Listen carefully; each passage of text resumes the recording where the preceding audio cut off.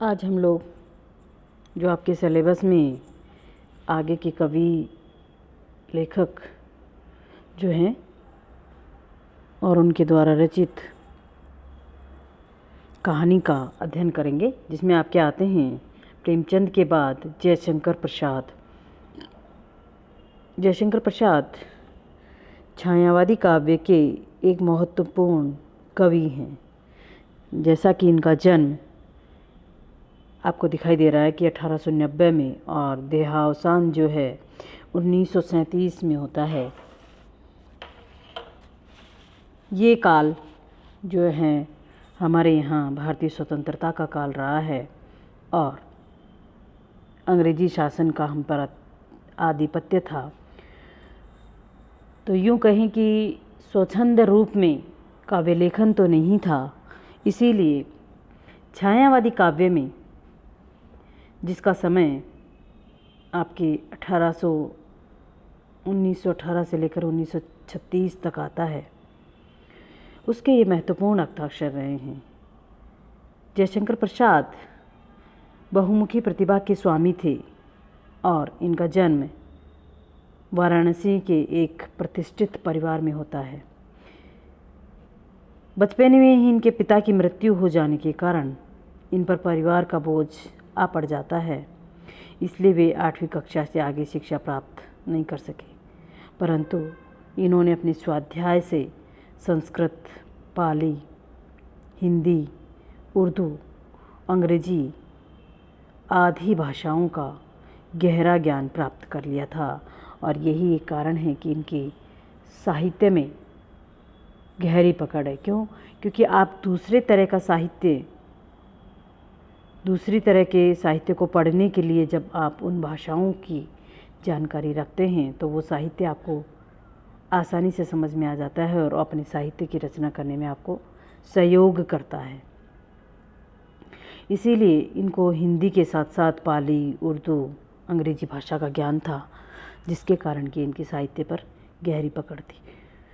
इतिहास, दर्शन और पुरातत्व के वे प्रकांड विद्वान थे, इसीलिए आपको इनकी रचनाओं में जो हैं पुरातत्व या इतिहास के किसी बिंदु को लेकर इनकी रचनाओं में आप जानकारी पाएंगे, या वो रचना किसी न किसी तरह, इनके जो नाटक हैं आपके स्कंदगुप्त, चंद्रगुप्त, ध्रुवस्वामिनी, वो इतिहास पर गहरा प्रकाश डालते हैं। उन्होंने भारतीय इतिहास और संस्कृति का गहरा अध्ययन किया था, इसीलिए इतिहास पर इनकी गहरी पकड़ है।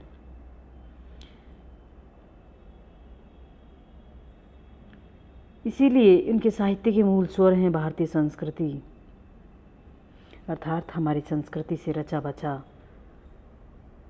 इनका कोई भी टॉपिक होता है।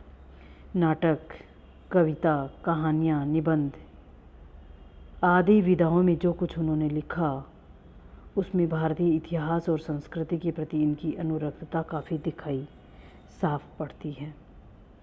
आदर्शवाद से इनकी कहानियाँ ओतप्रोत होती हैं, साथ ही उसमें कोमल भाव, आवेग, अंतर्द्वंद, गीतात्मकता तथा व्यक्ति दृष्टि की प्रधानता है।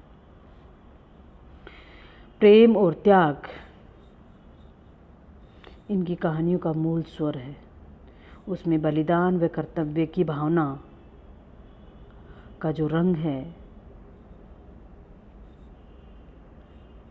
वो गहराई से इनकी कहानियों में हमें देखने को मिलता है। प्रसाद जी मूल रूप से नाटककार और कवि हैं। उनकी कहानियों में भी ये दोनों रूप अधिक मुखरित हुए हैं।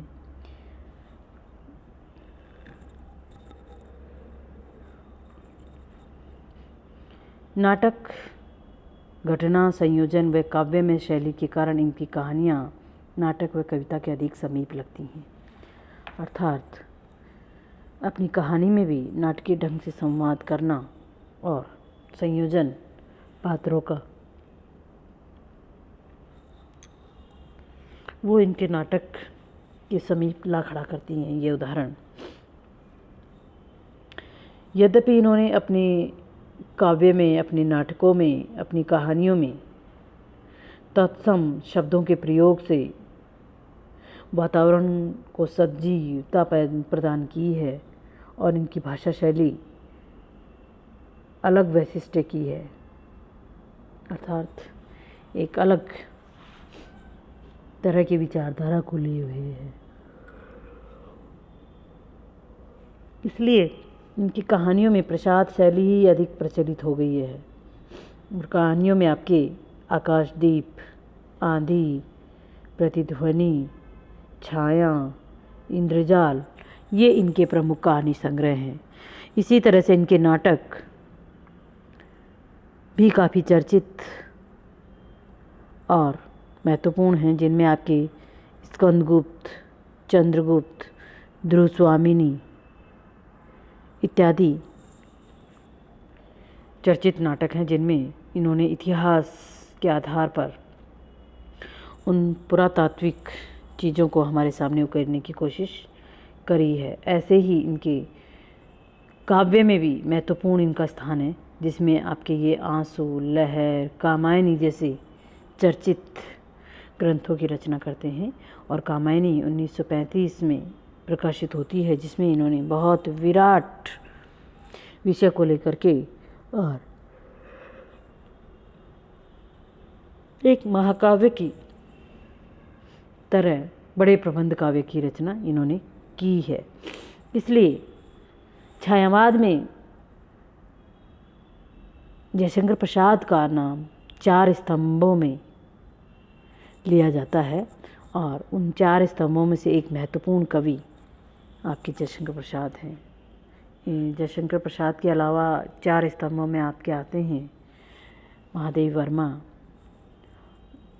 निराला और पंत, सुमित्रानंदन पंत, जो कि महत्वपूर्ण 4 स्तंभों में से एक हैं आपके जयशंकर प्रसाद।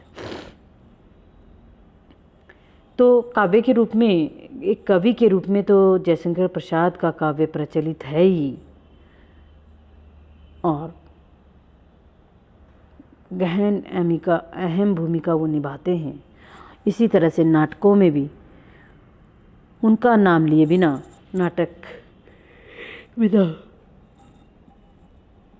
अधूरी सी मानी जाती है। यद्यपि उनके नाटक रंगमंच योग्य नहीं हैं पूर्ण रूप से,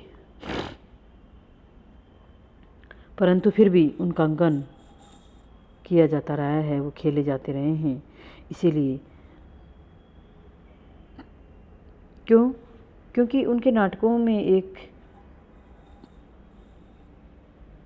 चीज़ आपको जो है बार बार, यानी अंकों का दृश्य अधिक, पात्रों की संरचना अधिक के कारण उनके नाटक जो हैं रंगमंच पर खेले जाने योग्य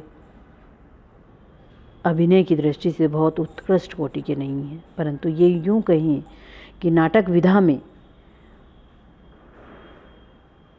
जो नाटक की परंपरा की शुरुआत है, वो हम जयशंकर प्रसाद के नाटकों से मान सकते हैं। तो इस तरह से जयशंकर प्रसाद एक कवि के रूप में, एक नाटककार के रूप में ज़्यादा ख्यातिप्रद हैं और गद्य लेखकों में कहानी लेखन भी उन्होंने किया है, जो कि मैंने आपको पूर्व में जो कहानियाँ बताई हैं, कहानी संग्रह उनके बताए हैं। आकाशदीप, आंधी, प्रतिध्वनि, छाया और इंद्रजाल इत्यादि की दृष्टि से वो महत्वपूर्ण कवि हैं। तो हमारे यहाँ कोर्स में ये तो था जयशंकर प्रसाद का काव्य परिचय या लेखक परिचय, कि किस तरह की उन पर पाश्चात्य शैली का प्रभाव था, क्योंकि पाश्चात्य साहित्य का उन्होंने गहराई से अध्ययन किया है और फिर दूसरी भाषाओं की जानकारी तो उनको थी ही। इसलिए जयशंकर प्रसाद अपने समय के एक महत्वपूर्ण लेखक रहे हैं। अब हमारे सिलेबस में तुम लोगों की यहाँ है मधुआ कहानी। इस कहानी में लेखक ने एक ऐसे अभावग्रस्त व्यक्ति की मनोभावनाओं का वर्णन किया है कि जिसे शराब पीने की आदत पड़ जाती है वह काम धाम कुछ करता नहीं। एक जमींदार के पास जाता है और उसको झूठे किस्से सुना करके उसका मनोरंजन करता है। बदले में उसे जमींदार उसे शराब पीने के लिए पैसे दे देता है, किंतु वह व्यक्ति एक सामान्य इंसान है, वह इस बात को जानता है।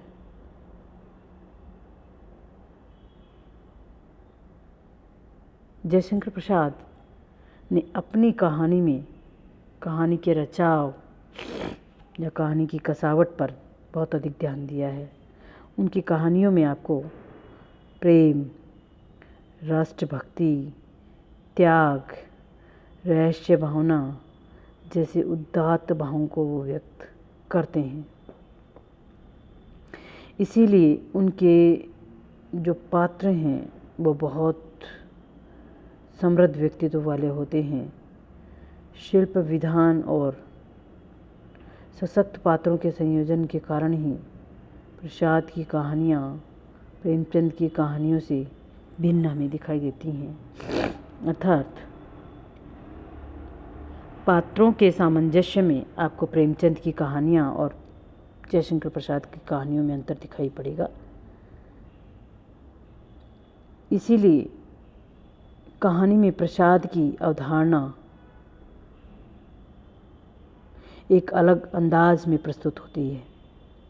जैसे आपकी गुंडा कहानी है, छोटा जादूगर कहानी है, मधुआ कहानी है, आदि कहानी उस कोटि में आती हैं। इन कहानियों में वे साधारण जिंदगी जी रहे पात्रों की मानसिकता का मनोहर चित्रण करते हैं। इसीलिए मधुआ जो हमारे कोर्स में या हमारे पाठ्यक्रम में इस कहानी दी हुई है, इसमें भी कवि ने कहानी में एक ऐसे अभावग्रस्त व्यक्ति की मनोदशाओं की कहानी है जिसे शराब पीने की लत पड़ी हुई है, किंतु वह काम धाम कुछ करता नहीं। वह एक जमींदार के पास जाता है, उसे झूठे किस्से सुना कर उसका मनोरंजन करता है और बदले में जमींदार उसे शराब पीने के लिए पैसे देता है। किंतु मूलतः वह व्यक्ति सामान्य व्यक्ति है। वह जानता है कि वह जमींदार के समक्ष झूठ बोल रहा है और उसके सामने क्या कर रहा है, गिड़गिड़ा रहा है। जमींदार उसे मनोरंजन की चीज़ समझता है।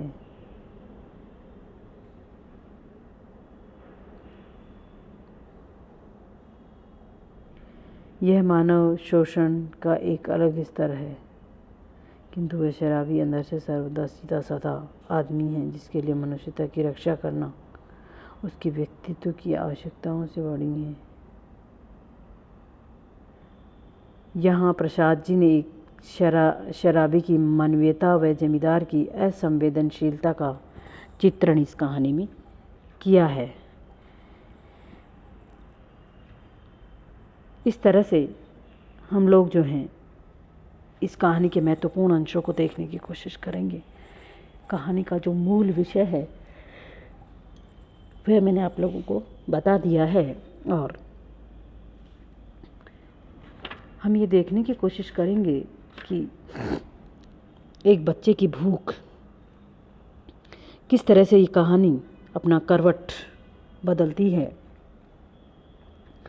इस कहानी में एक बच्चे की भूख शराबी की ज़िंदगी बदल देती है। वह शराब छोड़कर काम के लिए निकल जाता है और मेहनत से कमाकर खाने में अपना गौरव अनुभव करने लगता है। इस प्रकार यह कहानी दो विपरीत मानसिकताओं को एक साथ रूपायित कर मानवीय संवेदनाओं की विजय की घोषणा करती है। जैसे जैसे आप इस कहानी को पढ़ेंगे तो आपको समझ में आएगी कि किस तरह से दो अलग अलग मानसिकताएं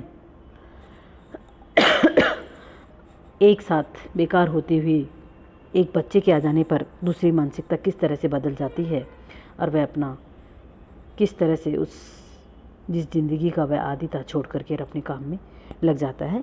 कहानी को पढ़ने के साथ साथ हम लोग देखने की कोशिश करेंगे।